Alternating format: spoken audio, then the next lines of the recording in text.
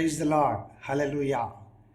దేవుని వాక్యం ఏమంటుందంటే, దుష్టుల ఆలోచన చొప్పున నడవక, పాపుల మార్గమున నిలవక, అపహాసకులు కూర్చుండు చోటను కూర్చుండక, యెహోవా ధర్మశాస్త్రం నందు ఆనందించుచు దివారాత్రములు దానిని ధ్యానించువాడు ధన్యుడు.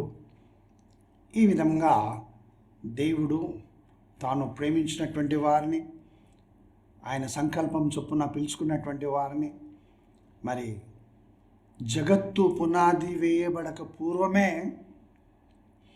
క్రీస్తు యేసునందు ఆయన నిన్ను నన్ను మనందరినీ ఏర్పరచుకున్నాడని ఎఫెసీ పత్రిక 1వ అధ్యాయం 4వ వచనంలో మనం చూస్తున్నాం. మనము దేవుని సొత్తైనటువంటి ప్రజలమై ఉన్నాం. ఆయన జగత్తు పునాది వేయబడక మునిపే నిన్ను నన్ను ఆయన క్రీస్తు యేసునందు ఏర్పరచుకుని ఉన్నాడు. తర్వాత తాను వాగ్దానం చేసినటువంటి ఆత్మతో మనల్ని ముద్రించి ఉన్నాడని కూడా దేవుని వాక్యం సెలవిస్తున్నది. కనుక ఇక్కడ ఆ యొక్క పరిశుద్ధాత్మ దేవుని యొక్క ముద్ర, అంటే నీకు కనబడాలనేదో ముద్ర వేసుకోవాలని కాదు. మొన్నటి వరకు నానా గొడవ జరిగి వాక్యం చెప్పేటటువంటి ఒక ఆయన, ఇక్కడ నేను గుర్తుపెట్టుకుంటా, అది చేస్తా, ఇది చేపిస్తా, ప్రపంచమంతా ఊగిపోతుంది, కాలిపోతుంది అని చెప్పాడు. మొత్తం ఫ్లాట్ అయిపోయింది. దేవుడు ఎక్కడ కూడా నేను ముద్ర కనబడేటట్లుగా వేసుకోమని చెప్పలే. ఆయన ముద్రిస్తానని చెప్పాడు. ఆ ముద్ర నీ మీద నా మీద ఉన్నదా లేదా, ఆ జీవిత విధానం ఉందా లేదా మనం చూసుకోవాలి. ప్రార్థించుకుందామా. పరమందున్న తండ్రి అయిన దేవా, భూమి మీద ఉన్నటువంటి నరులను నీవు దృష్టించి చూచుటకు మేము ఏ పాటి వారము ఆయనను నీతిమంతుల మీదను అనీతిమంతుల మీదను, ప్రభా చెడ్డ వారి మీదను మంచి వారి మీదను సూర్యుని ఉదయింపజేస్తున్నావు, వర్షంను కురిపిస్తున్నావు, ఋతువుల ప్రకారం సమస్తమును ఇస్తూ ఉన్నావు. నీకు వందనాలు, స్తోత్రం చెల్లిస్తుంటున్నాను. నీ బడలంగా మేము నీ వైపును చూసినప్పుడు నీ ఆత్మచేత మమ్మల్ని అభిషేకించావు కనుక మమ్మల్ని నీ వాక్యానుసారంగా నడుచుటకు బలపరచుమని, ఈ వాక్యము ద్వారా మీరు మా అందరితో మాట్లాడి మళ్ళీ నూతనపరచుమని, మేము వినువారము మాత్రమే ఉండకుండా వాక్యమును విని వాక్యానుసారంగా జీవించు వారమై ఉండాలని నిశ్చయించుకొని ఉంటున్నాము. కాబట్టి నీ వాక్యానుసారంగా జీవించుటకు నీవే నీ పరిశుద్ధాత్మ చేత మమ్మల్ని బలపరిచి పరిశుద్ధపరిచి నడిపించుమని యేసునామమున ప్రార్థిస్తున్నాను తండ్రి. Amen, amen. దేవుని ప్రియమైనటువంటి ప్రజలారా, లూకా సువార్త 18వ అధ్యాయము చివరి వచనాన్ని, ఆ తర్వాత 19వ అధ్యాయము 1వ వచనాన్ని మనం చూద్దాం. The gospel according to Saint Luke chapter 18 last verse and chapter 19 first verse. Bible గ్రంథంలో ఈ విధంగా వ్రాయబడి ఉంది. వెంటనే వాడు చూపు పొంది దేవుని మహిమపరచుచు ఆయనను వెంబడించెను. ప్రజలందరూ అది చూచి దేవునికి స్తోత్రం చేసిరి. యేసుప్రభు ఎరుకో పట్టణం దగ్గరికి వచ్చాడు. ఆయన ఎరుకో పట్టణంను సమీపించినప్పుడు అక్కడ త్రో ప్రక్కన కూర్చుండే ఒక భిక్షగాడు, గుడ్డివాడు, భిక్షం అడుక్కొని ఉంటున్నాడు. ఎరుకో దగ్గరికి వచ్చినప్పుడు ఆ ఎరుకో బయట భిక్షగాడు ఉన్నాడు. తర్వాత యేసుప్రభు అతనిని బాగు చేసి ఎరుకో పట్టణంలో ప్రవేశించిన ఆ పట్టణము గుండా వెళ్తూ ఉంటే పొట్టివాడు కనబడ్డాడు. బయట గుడ్డివాడు, లోపల పొట్టివాడు. ఈ పొట్టివారు ఎవరంటే జక్కయ్య. బైబిలే చెప్తా ఉంది, ఆయన పొట్టివాడైనందున కదా ఒక చెట్టెక్కి కూర్చున్నాడు యేసుక్రీస్తు ప్రభువును చూడాలని. ఇది అందరికీ తెలిసినటువంటిది. ఏంటి బ్రదర్, ఈ సండే స్కూల్ పిల్లలు చెప్పినట్టు మాకు చెప్తున్నావు? అవును, సండే స్కూల్ పిల్లలు అర్థం చేసుకుంటారు, కానీ ఈ దినంలో కొంతమంది విశ్వాసులకు ఎంత చెప్పినా అర్థం కాని స్థితిలో ఉంటారు. కాబట్టి మళ్ళీ మళ్ళీ చెప్పాల్సి వస్తూ ఉన్నది. ఈ వాక్యం ద్వారా దేవుడు నాతోనూ మీతోనూ మనందరితోనూ మాట్లాడును గాక. కాబట్టి అతడు ముందుగానే ఒక మేడి చెట్టు ఎక్కి కూర్చున్నాడు. ఆ చెట్టు క్రిందికి రాగానే యేసుప్రభు పైకి చూశాడు. దేవుని ప్రియమైన ప్రజలారా, యేసుప్రభు ఆ మార్గమును గుండా వెళ్ళాల్సిన వాడు కాదేమో, కానీ తన కొరకు ఒకరు చెట్టెక్కి ఉంటారని దేవునికి తెలియను. కాబట్టి ఆయన ఆ మార్గము గుండా వచ్చాడు. దేవుని నామం నాకు మహిమ కలుగును గాక. యెరికో శపితమైనటువంటి పట్టణం. దేవుడు యెహోషువ ద్వారా ఆ పట్టణమునకు నడిపించి దానిని జయించి వారు ముందుకు సాగిపోయేటట్లుగా చేశాడు. ఈ పట్టణమే శపించబడినటువంటిది. మనం చూద్దాము ఒకసారి. పట్టణము బయట గుడ్డివాడు ఉన్నాడు, పట్టణం లోపల పొట్టివాడు ఉన్నాడు, స్టేచర్లో స్మాల్. మనం ఒకసారి గమనించినట్లయితే అక్కడ బైబిల్ గ్రంథంలో ఈ విధంగా వ్రాయబడినది. 18, 19 వచనాలను నేను చదువుతున్నాను. యెహోషువ గ్రంథము, the book of Joshua, chapter 6 verse 18 and 19. శపింపబడిన దానిలో కొంచెమైనను మీరు తీసుకొనిన ఎడల మీరు శాపగ్రస్తులై ఇశ్రాయేలీల పాలెమునకు శాపము తెప్పించి దానికి బాధ కలగజేయుదురు కనుక శపింపబడిన దానిని మీరు ముట్టకూడదు. దేవుడు యెహోషువ ద్వారా తన ప్రజలైనటువంటి ఇశ్రాయేలీలకు ఖండితముగాను ఆయన ఇచ్చినటువంటి ఆజ్ఞ ఏమిటనంటే, యెరికో అనేటటువంటి పట్టణము, ఆ పట్టణములో ఉన్న సమస్తము శపించబడి ఉన్నది. అది దేవుని వలన శపించబడి ఉన్నది. అనగా అందులో ఉన్న దేని మీద కూడా దేవుని ఆశీర్వాదములు ఉండవు, అభివృద్ధి ఉండదు, జీవం ఉండదు. అందులో అంతా నష్టము, నాశనమే. కాబట్టి ఆ యొక్క పట్టణము శపించబడినది అని చెబుతూ యెహోషువ ఇంకా ఏమంటాడనంటే, ఆ పట్టణము దేవుడైన యెహోవా మన చేతికి అప్పగించిన తర్వాత, మరి అందరినీ హతము చేసిన తర్వాత వారి దగ్గర వెండి వస్తువులు ఉంటాయి, బంగారం ఉంటుంది, ఇత్తడి పాత్రలు ఉంటాయి, ఇనుప పాత్రలు ఉంటాయి. మరి వీటన్నిటిని ఏం చేయాలి? ఈ బంగారము, వెండి, ఇత్తడి ఇవన్నీ యెహోషువ తనకిమ్మని చెప్పాడా?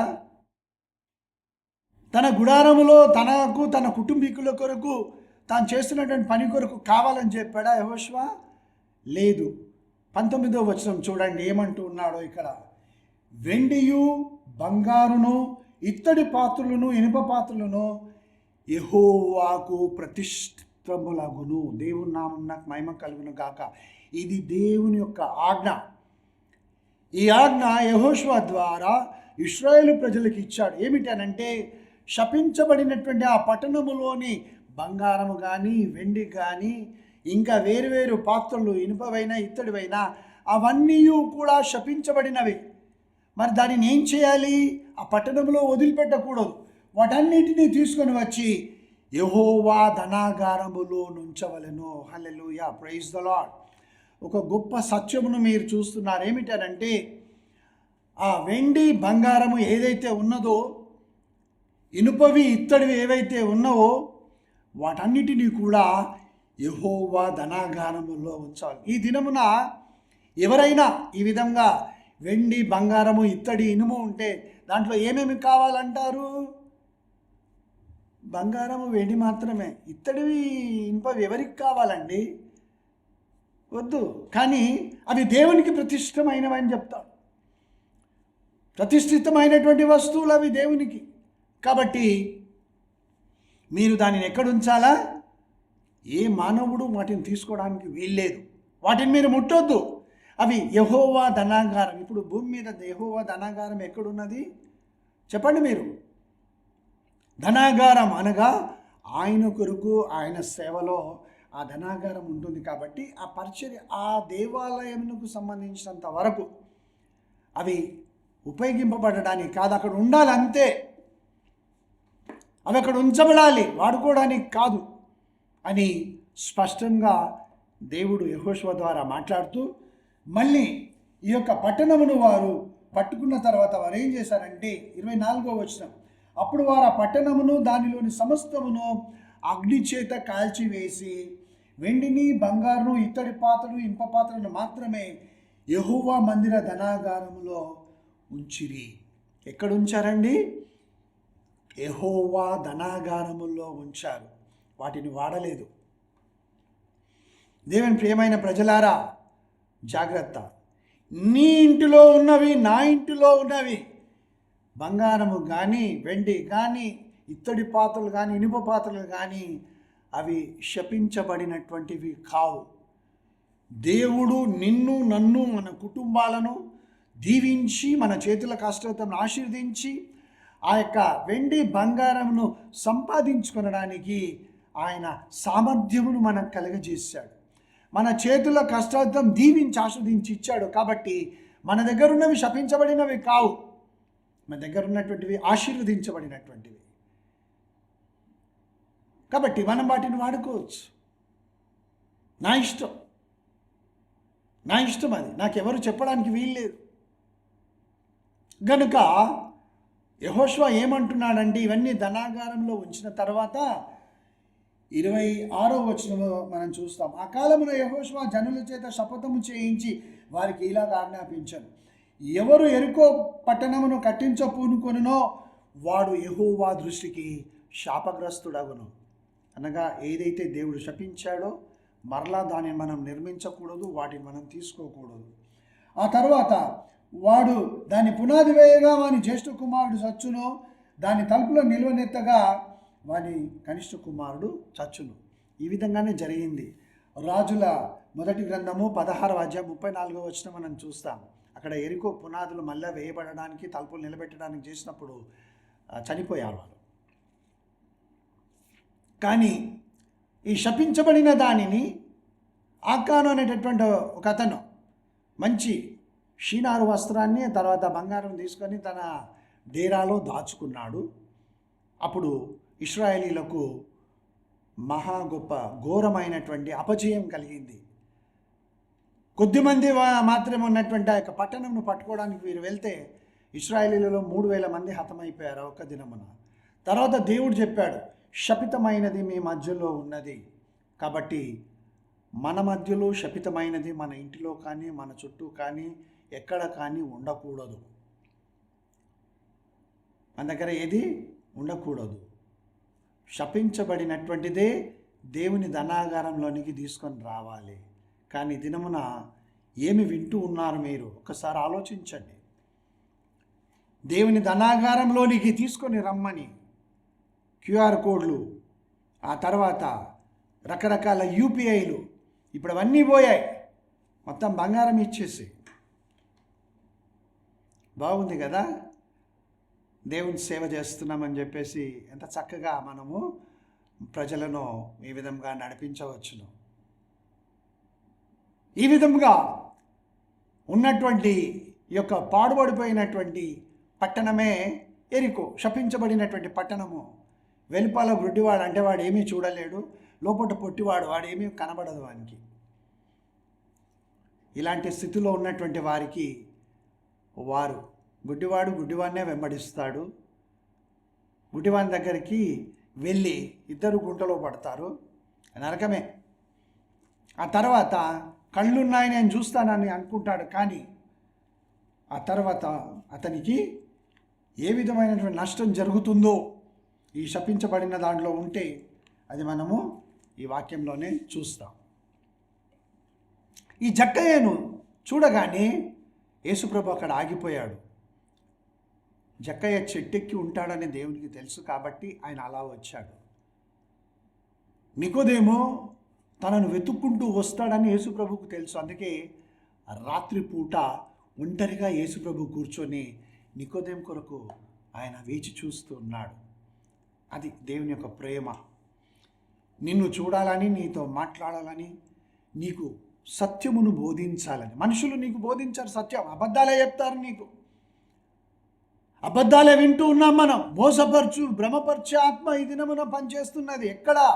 బయట కాదు, సంఘములలో, మనుషుల మధ్యలో భ్రమపరిచేటటువంటి ఆత్మ, మోసగించేటటువంటి ఆత్మ వాక్యమును వక్రీకరించి చెప్పినప్పుడు ప్రజలు ఎంతో ఇష్టంగా ఆహా ఏమి వాక్యం అని చాలా పొగుడుతూ ఆ వాక్యమును వారు అంగీకరిస్తున్నారు. దేవుని యుద్ధ నుంచి వచ్చినది కాదు అనేది ఇక్కడ సత్యమును మనం చూస్తూ ఉన్నాం.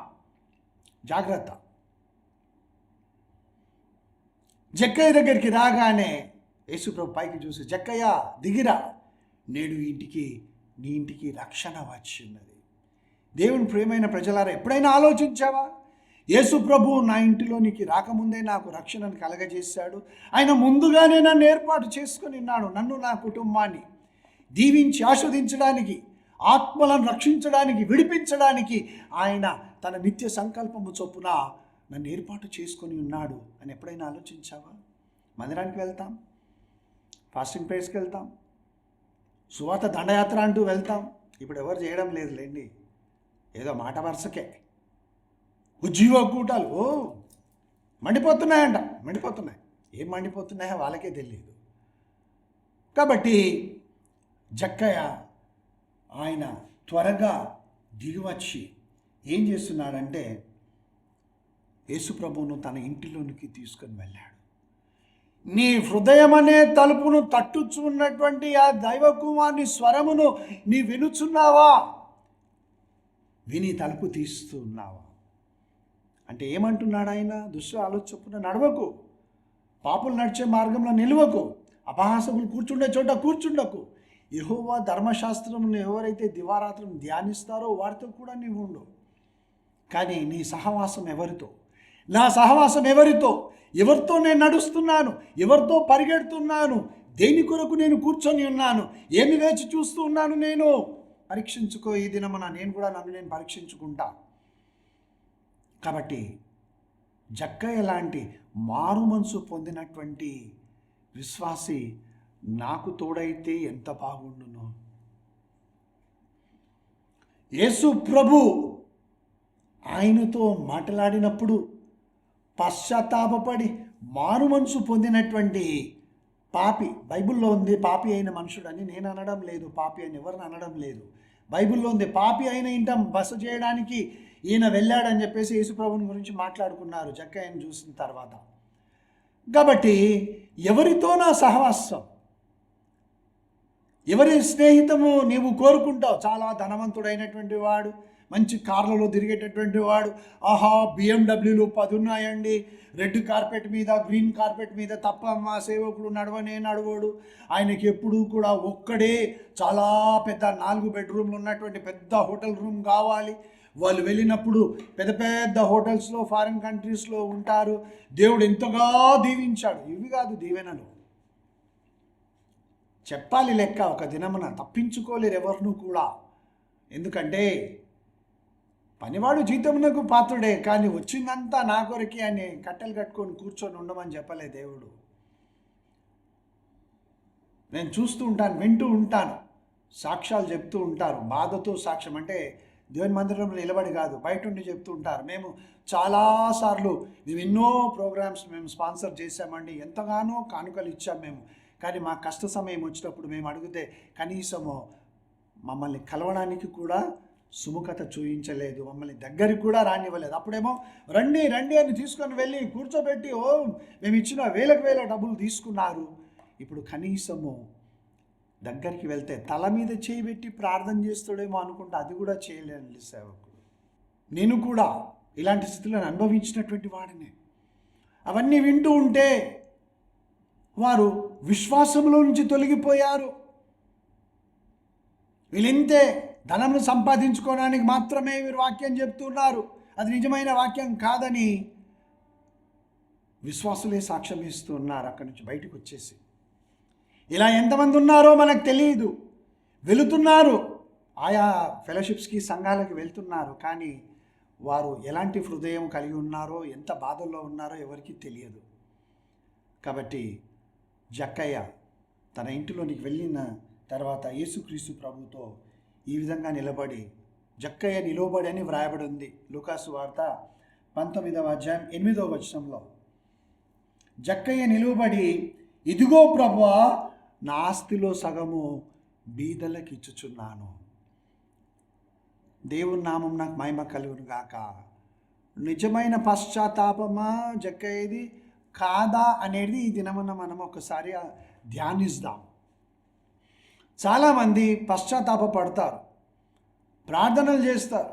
ప్రభువా, నేను ఘోరాతి ఘోరమైనటువంటి పాపిని ప్రభువా, నేను పందిని ప్రభా, ఆ పంది గుట్టలో ఉన్న బురదంతా తన మీదనే ఉండని ప్రార్థన చేస్తుంటారు. నేను కుక్కను ప్రభా, పిల్లిని ఈ ప్రార్థన చేస్తూ ఉంటాను.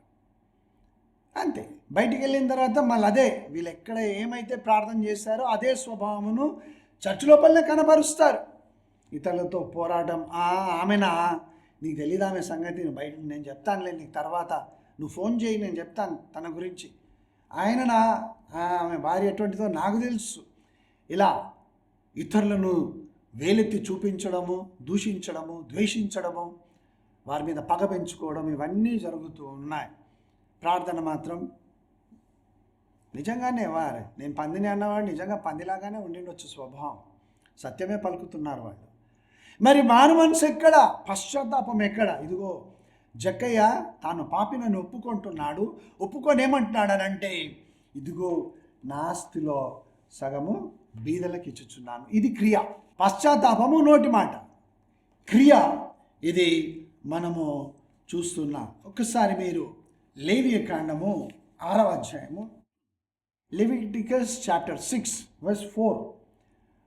అతడు పాపము చేసి అపరాధి అగును గనుక అతడు తాను దోచుకొని సొమ్మును గూర్చి కానీ, బలాత్కారము చేతను అపహరించిన దాని గూర్చి కానీ, తనకు అప్పగింపబడిన దాని గూర్చి కానీ పోయి తనకు దొరికిన దానిని గూర్చి, దేని గురించి అయితే తాను అబద్ధ ప్రమాణం చేసానో దానిని అంతయు అతడు మరలా ఇచ్చుకొనవలెను. జక్కయ్య వ్రాయబడినటువంటి ఆ యొక్క ఆజ్ఞ ప్రకారము ఆయన చేస్తూ ఉన్నాడు. లేకపోతే తాను అన్యాయముగా, బలవంతంగా, అక్రమముగా దోచుకున్నటువంటి ధనము తిరిగి ఇవ్వాలి, ఇంత ఇవ్వాలనేది అతనికి ఎలా తెలుసు? అందుకే మనం వాక్యం చదవాలి, బైబిల్ను చదివిన తర్వాత ధ్యానించాలి. ఈ వాక్యము నాతో ఏమి మాట్లాడుచూ ఉన్నాడు, ఏమి ఆజ్ఞాపిస్తున్నాడు దేవుడు. చాలామంది చదువుతారు, అది నా కొరకేం కాదులే, నేను తర్వాత నేను దేవుని చేస్తాను, కానీ ఇది పలానా వాని కొరకే ఈ వాక్యమై ఉండవచ్చు, ఆయన అట్లాగే ఉన్నాడు కదా అని ఇతరులకు అన్వయిస్తాం. మనం చదివినటువంటి వాక్యం ఆజ్ఞను మనం దాన్ని పట్టించుకో. అందుకే ఆత్మీయ జీవితంలో చాలామంది అలా పడిపోయి ఉన్నారు. లేవికాండము 6వ అధ్యాయము 7వ వచనం నేను చదువుతున్నాను. ఆ యాజకుడు యెహోవా సన్నిధిని అతని నిమిత్తము ప్రాయశ్చిత్తము చేయగా, అతడు అపరాధి అయినట్లు తాను చేసిన వాటన్నిటిలో ప్రతిదాని విషయమై అతనికి క్షమాపణ కలుగును. దేవుని నామం నాకు మహిమ కలుగును కాక. ఈ మాటలు మర్చిపోకండి. లేవికాండము 6వ అధ్యాయము 7వ వచనము, యాజకుడు ప్రాయశ్చిత్తం చేస్తాడు. యేసుక్రీస్తు ప్రభు జక్కయ్య అనేటటువంటి ఈ పాపి అయిన మనుషుని ఇంటికి ఎందుకు వెళ్ళాడనంటే, అక్కడ ఏదో వెళ్ళి నీ ఇంటిలో బంగారం నిండునుగాక, నీ ఇంటిలో వెండి నిండునుగాక, నీవు అందరి మీద అధికారివై ఉందువుగాక అని వారిని ఏదో బంగారం వెండితో నింపడానికి కాదు, ఆయనకు ప్రాయశ్చిత్తం చేయడానికి, పాపములు ఒప్పుకునేటట్లుగా పరిశుద్ధాత్మ దేవుడు చేశాడు జక్కయ్యను. ఒప్పుకున్న తర్వాత విడిచిపెట్టాడు. ఈయన స్వభావమును మార్చుకొని దానికి ఎవరు ప్రాయశ్చిత్తం చేశారంటే, తాను తన రక్తమును దారపోసి, తనైన దేవుడు యెషయా గ్రంథం 53వ అధ్యాయంలో ఏ విధంగానైతే కుమారుడు ఏం చేయబోతున్నాడో వధింపబడినటువంటి ఉన్న దేవుని గొర్రెపిల్ల, ఆ రక్తము ఇతని కొరకు కూడా చిందింపబడి ఉండుటకు యేసుక్రీస్తు ప్రభు ప్రాయశ్చిత్తం చేశాడు. దేవుని నామం నాకు మహిమ కలుగును గాక. పాపములను క్షమించేది ఆయన ఒక్కడే. ఎందుకంటే తన ప్రాణమును ధారపోసింది యేసుక్రీస్తు ప్రభు. ఎలాంటి పాపమైనా సరే, ఎంత పాపినైనాను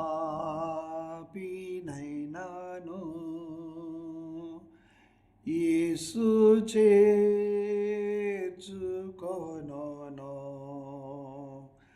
అంచుని సువార్తను అంతటా చాటించుడి, హల్లెలూయా హల్లెలూయా. ఎంత పాపి నైనాను యేసు చేర్చుకొను నా టంచు ప్రకటించుడి.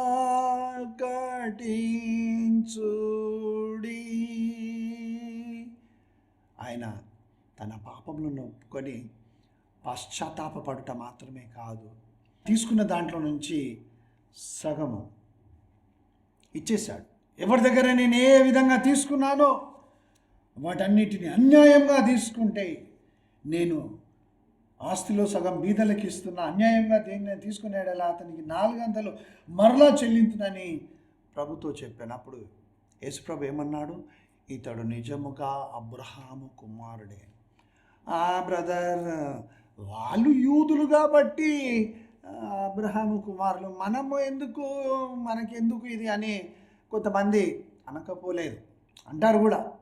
కానీ గలతీ పత్రిక 3వ అధ్యాయము 13-15 వచనాలలో ఆత్మను గూర్చిన వాగ్దానము, అబ్రహాము పొందినటువంటి వాగ్దానము అన్యజనులమైన మనకు కలుగునట్లు క్రీస్తు యేసు ద్వారా మనము అబ్రహాముతో కూడా మనము పాలిభాగస్థులమైన ఆ వాగ్దానము క్రీస్తు యేసు ద్వారా మనది. కాబట్టి పాత నిబంధనలో ఉన్నటువంటి యూదులని, కృత నిబంధనలో ఉన్నటువంటి క్రైస్తవులని వేరుభావం ఏమీ లేదు.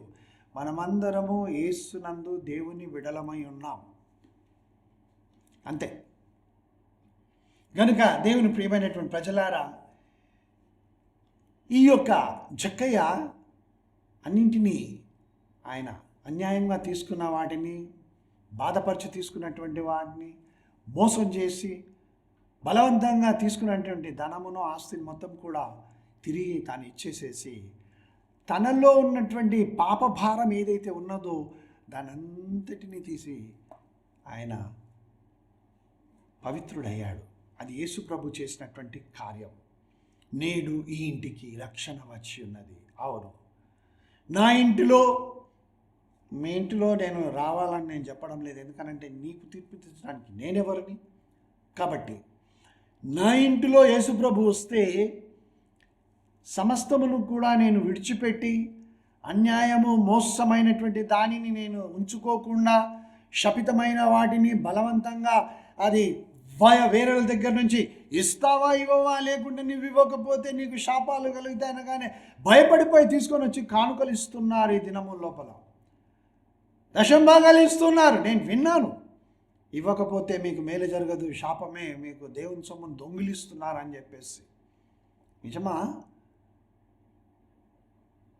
ఉందా నూతన నిబంధనలో దశంభాగం ఇవ్వకపోతే నీకు శాపం వస్తుందని? అవసరం ఉన్న అయితేనేమో పాత నిబంధనను చూపిస్తావు, అవసరం లేనిదైతే ఇది పాత నిబంధన, మనం చేయొద్దు, దాన్ని ఎందుకు చెప్తున్నావు అంటావు. సమయానుకూలంగా వాక్యాన్ని స్వంత లాభము కొరకు, స్వలాభము కొరకు ఈ దినమున మార్చి చెబుతూ ఉన్నారు. జాగ్రత్త పడండి. ఎవరిని వెంబడిస్తున్నావు? యేసు వైపు నొక్కు చూడు, గురి వద్దకే ఓపికతో పరిగెత్తు. మనుషుల మాటలు వినాలి. యేసుప్రభు చెప్పాడు కదా, ఆ శాస్త్రులు పరిచయులు చెప్పేది మీరు వినండి, కానీ వాళ్ళ ప్రకారం చేయకండి. వారు చెప్పేది వినండి, కానీ వాళ్ళు చెప్పినట్లుగా, వారు జీవిస్తున్నట్లుగా మీరు చేయకండి అని చెప్పాడు. కాబట్టి ఈ పాపము చేసినటువంటి వానిలో ఈ ప్రాచీన పురుషుడు అనగా ఆ యొక్క సైతాను ఆదాములో ప్రవేశించి ఏ విధంగానైతే పాపం చేయడానికి ప్రేరేపించి లోపరుచుకున్నాడో, ఆ ప్రాచీన పురుషుడు ఆదాము స్వభావము ప్రతి ఒక్కరిలో కంటిన్యూ అవుతున్నది. దానికి సూచన ఏమిటంటే, ఆదాము నందు అందరూ చనిపోతూ ఉన్నారు. మరణము అందరికీ వచ్చేసింది ఆదాము వలన.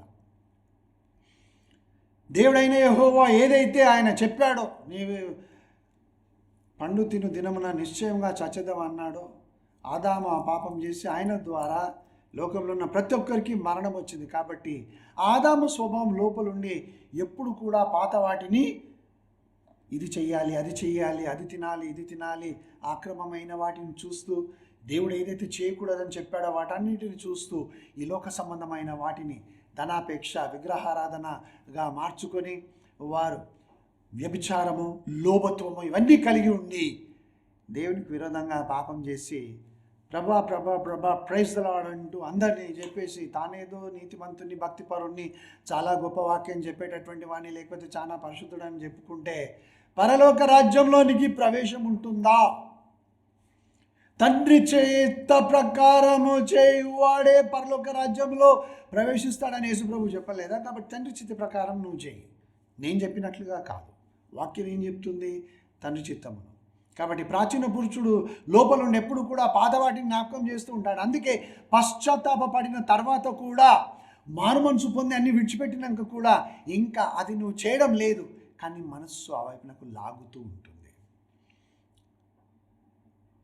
దృష్టాంతంగా సిగరెట్ తాగడము మానివేసినటువంటి ఆయన ఇప్పుడు తాగడం లేదు, కానీ దానిని గురించి ఆలోచించడం అప్పుడప్పుడు అది కద్దు కదా. మత్తు పదార్థములను వదిలిపెట్టినటువంటి అతను మళ్ళీ ఆ వైపునకు కొన్నిసార్లు ఇంకా పూర్తిగా మళ్ళీ పాపము చేసే స్థితికి వచ్చేస్తారు. కానీ పరిశుద్ధాత్మ దేవుడు అనేక సార్లు విశ్వాసాన్ని తప్పిస్తూ ఉంటాడు, పశ్చాత్తాపడి మారు మనసు పొందినటువంటి వారిని. అందుకే మనం వాక్యం చదవాలి, ప్రార్థన చేయాలి, దేవుని స్తుతించి ఆరాధించాలి. రాజైన దావీదు ఏమన్నాడు? 51వ దావీదు కీర్తన 3వ వచనంలో, నా పాపం ఎల్లప్పుడూ నా ఎదుటనున్నది. ఎప్పుడు ఎదురుగానే కనబడుతూ ఉంటుంది. నా పాపం ఎల్లప్పుడు నా ఎదుటనే ఉంది. చాలా సంవత్సరాల క్రితం ఒక సహోదరి ఫోన్ చేసింది వేరే పట్టణంలో నుండి. నేను ఒక ఆయన్ని ప్రేమించాను, అతడు కూడా నన్ను ప్రేమించాడు, కానీ అతనికి స్వభావం తెలిసి నేను అతన్ని వదిలిపెట్టాను. కానీ నేను అతన్ని మర్చిపోలేకపోతున్నాను, మళ్ళీ మళ్ళీ కనబడుతున్నాడు. అంటే అమ్మ, అతనున్న నువ్వు ఎక్కడైతే వెళ్తావో మా రూట్ మార్చుకొని వేరే దగ్గర నుంచి వెళ్ళు, అప్పుడు చూడకుండా ఉంటే నీకు జ్ఞాపకం రాదంటే, ఆయన మా ఇంటి ఎదురుగానే ఉంటాడు, ఉదయం లేచి నుంచి రాత్రి వరకు ఆయన కనబడుతూనే ఉంటాడు, నేను ఎలా మార్చుకోను అంటుంది. ఎప్పుడు ఎదురుగా పాపం. దాంట్లో నుంచి మనం విడుదల పొందాలి. ఇంతకుముందు చేసినటువంటి దోషములు అపరాధములు నీకు జ్ఞాపకమునకు వచ్చి ఇప్పుడు నువ్వు చేయడం లేదు, కానీ జ్ఞాపకమునకు వచ్చి నిన్ను బాధిస్తూ ఉంటే ఏం చేయాలి అనేది నేను చెప్తాను. బైబిల్ గ్రంథంలో నుంచే చెప్తాను. హెబ్రీలకు రాయబడినటువంటి పత్రిక 9వ అధ్యాయము 14వ వచనం. నిత్యుడగు ఆత్మ ద్వారా తన్ను తాను దేవునికి నిర్దోషినిగా అర్పించుకున్న క్రీస్తు యేసు రక్తము నిర్జీవ క్రియలను విడిచి జీవం గల దేవుని సేవించుటకు మీ మనస్సాక్షిని ఎంతో ఎక్కువగా శుద్ధి చేయును. దేవుని నామం నాకు మహిమ కలుగును గాక. మానవుల్లో మనస్సు ఉంటుంది, ఆ మనస్సుకు కల్మషం తగిలి ఉంటుంది. గిల్టీ కాన్షియన్స్ అంటారు. గిల్ట్ అనగా చేసినటువంటి పాపం యొక్క ఆలోచనలు. వారు ఆ పాపములో ఎంతగా పడి సంతోషించారో, ఎంతగా ఆ పాపమును ఆస్వాదించారో ఇవన్నీ జ్ఞాపకంలోకి తీసుకొని వస్తూ ఉంటాడు. ఎందుకంటే అవి లోపల ఎక్కడో నిక్షిప్తమైపోయి ఉంటాయి.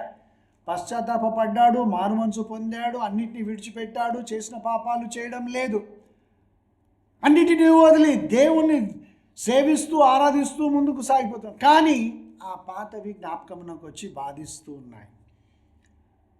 సడన్గా జ్ఞాపకం వచ్చేస్తాయి. ప్రార్థనకు మోకరించినప్పుడు జ్ఞాపకం వస్తుంది. అయ్యో, ఆ సహోదరు అనుకుంటుంది, అయ్యో నేను ఈ విధంగా పాపం చేశానే అని. అది రాగానే ప్రార్థన చేయడము మనకు ఎలాగ ఉండాలో తెలియదు. కాబట్టి దేవుని వాక్యం ఏమని మనకు ధైర్యం పరుస్తుందంటే, ఏ డాక్టర్ ఇచ్చేటటువంటి మందు కానీ, ఏ డాక్టర్ కానీ పరీక్షించి ఏ టెస్ట్ కానీ చేసినా దొరకనటువంటి ఆ యొక్క గిల్ట్, ఎవరు వెళ్ళి ఆ గిల్ట్ను తాకగలరంటే యేసు రక్తం. దేవుని నామం నాకు మహిమ కలుగునాక. అనగా ఆయన ప్రాణము నీ లోనికి వచ్చి ఎక్కడైతే ఈ మనస్సాక్షికి కల్మషం ఉన్నదో ఆ కల్మషమును యేసు రక్తం ఏం చేస్తుందంటే దాని నుంచి మనలను శుద్ధి చేస్తుంది. శుద్ధీకరణ కావాలి. Do you know? నీకు తెలుసా? శుద్ధీకరణ కావాలి. ఎక్కడ? అంతరంగము లోపల. ఆ కల్మషం నిన్ను బాధిస్తూ ఉంటే మళ్ళీ మళ్ళీ జ్ఞాపకములకు వచ్చి ప్రార్థనా జీవితంలో నీకు అంతరాయం, ఆటంకం కలుగజేస్తూ ఉంటే నువ్వు పరిశుద్ధంగా జీవిస్తున్నావా లేదా అనే డౌట్ నీలో క్రియేట్ చేస్తూ ఉంటాడు సైతానుడు. మళ్ళీ మళ్ళీ జ్ఞాపకంలో తీసుకొని వచ్చి నీకు నెమ్మది లేకుండా చేస్తుంటా. అసలు నేను పరిశుద్ధమైన జీవితం జీవిస్తున్నానా? దేవుని ఆత్మ నాలో ఉన్నాడా? నేను ప్రార్థిస్తే దేవుడు వినుచు ఉన్నాడా? ఇలాంటి డౌట్స్ కలగజేస్తూ ఉంటాడు. అప్పుడు మనము ధైర్యంగా చెప్పగలగాలి, యేసు రక్తము నా అంతరంగంలోనికి వెళ్ళి నా గిల్టీ కాన్షియన్స్ అనగా నా మనస్సాక్షికి కలిగినటువంటి కల్మషమును శుద్ధీకరించాడు. కాబట్టి నా మనస్సు ఇప్పుడు ఏమని సాక్ష్యం ఇస్తుందంటే, నేను పవిత్రుడను, పవిత్రురాలను. జీవం గల దేవుని సేవించుటకు నేను ఇప్పుడు పరిశుద్ధపరచబడ్డాను. జీవం గల దేవుని సేవించుటకు నేను పరిశుద్ధపరచబడ్డాను. నిర్జీవ క్రియలను విడిచిపెట్టాను. నేను దేవుని యొక్క రక్తం చేత నేను విమోచింపబడ్డాను. ఆయన ప్రశస్తమైన రక్తము నాకు ప్రాయశ్చిత్తము చేసి ఉన్నది. ఇది మన యొక్క టెస్టిమనీ. మా పాస్టర్ గారు ప్రార్థన చేశారు. నేను వెళ్తూ ఉంటే నాకు సెల్ ఫోన్ చూసుకుంటే బ్యాంకులో ఇంత డబ్బు పడింది, అద్భుత రీతిగా నేను ఇల్లు కట్టుకున్నాను, లోన్ తీసుకొని. ఇవి కాదు సాక్ష్యాలు. చెప్పే వాళ్ళ కోసం చెప్పండి అవి. కానీ దేవుని ఎదుట, విశ్వాసుల ఎదుట నీ సాక్ష్యం ఏమిటంటే, ప్రభు ఈ విధంగా తన రక్తము చేత నన్ను పవిత్రపరిచి శుద్ధీకరించాడు. నేను ఇప్పుడు దేవుని బిడ్డను. నా కొరకు ఆయన ప్రాయశ్చిత్తమై ఉన్నాడు. తలలు వంచి ప్రార్థించుకుందాం. ఇంత గొప్ప సాక్షి సమూహము మేఘము వలె మనలను ఆవరించి ఉండగా, సులువుగా చిక్కులుబెట్టు ప్రతి పాపమును విడిచి విశ్వాసమునకు కర్తయు దానిని కొనసాగించువాడైన యేసు క్రీస్తు వైపునకు చూచుచు గురి యొద్దకే ఓపికతో పరిగెత్తినట్లుగా, ప్రభువా, నిజమైనటువంటి పశ్చాత్తాపం నీ వాక్యానుసారముగా మేము ఒప్పుకొనిన దానిని విడిచిపెట్టి మరలా పాపముతో జోలి లేకుండా మాత్రమే కాకుండా, నాకు నా యేసు ప్రభువు ప్రాయశ్చిత్తం చేశాడు నా పాపములకు, కాబట్టి నేను నీతిమంతునిగా తీర్చబడి ఉన్నాను. నేను దేవుని సన్నిధానంలోనికి ధైర్యంగా వెళ్ళగలననే ధైర్యము, విశ్వాసం కలగచేయండి. ఇంకా ఎవరైనా తాము ఒప్పుకొనిన దానిని విడిచిపెట్టకుండా అట్టే పట్టుకొని ఉంటే, ప్రభా, నీ పరిశుద్ధాత్మ చేత ఆ ఆత్మను రక్షించుమని వారు విడిచిపెట్టి, తాము ఒప్పుకొని దాన్ని విడిచిపెట్టి మళ్ళీ ఆ పాపముతో జోలి లేకుండా జీవించున్నట్లుగా వ్యభిచారంలో నుంచి విడిపించండి. త్రాగుడనే బానిసత్వంలో నుంచి విడిపించండి. మోసము చేసి భ్రమపరిచేటటువంటి ఆ యొక్క ప్లాన్స్లో నుంచి వారిని విడిపించండి. అబద్ధములు చెప్పేటటువంటి వారి యొక్క స్వభావంలో నుంచి వారిని విడిపించండి ప్రభా. ఇంకా అనేకమైనటువంటి ఉన్నవి, వాటన్నిటిలో నుంచి విడిపించి కోపము, ద్వేషము మాని నీ అందరి భయభక్తులు, విశ్వాసంలో సమాధానకరమైన జీవితం జీవిస్తూ ముందుకు సాగిపోటకు మీరే మమ్మల్ని అందరినీ నడిపించమని యేసుక్రీస్తు ప్రభువా, రాబో మనుష్య కుమారుడా, త్వరగా రమ్ము, నన్ను నా కుటుంబాన్ని సిద్ధపరచు. ఈ వాక్యం వినుచున్నటువంటి వారు కూడా వారిని, వారి కుటుంబాలను మీరు సిద్ధపరిచి మీరు మధ్యాకాశంలో కనబడినప్పుడు దేవదూతలు మమ్మల్ని అందరినీ ఆకర్షించుకొని తీసుకొని వెళ్ళిపోనట్లుగా మా జీవితంలో మార్చి పరిశుద్ధపరచుమని, నీకు యోగ్యులైనటువంటి బిడ్డలముగా మేము జీవించుటకు నీ ఆత్మచేత మమ్మల్ని శుద్ధీకరించమని యేసునామమున ప్రార్థిస్తున్నాను తండ్రి. Amen, amen. God bless you. Praise the lord.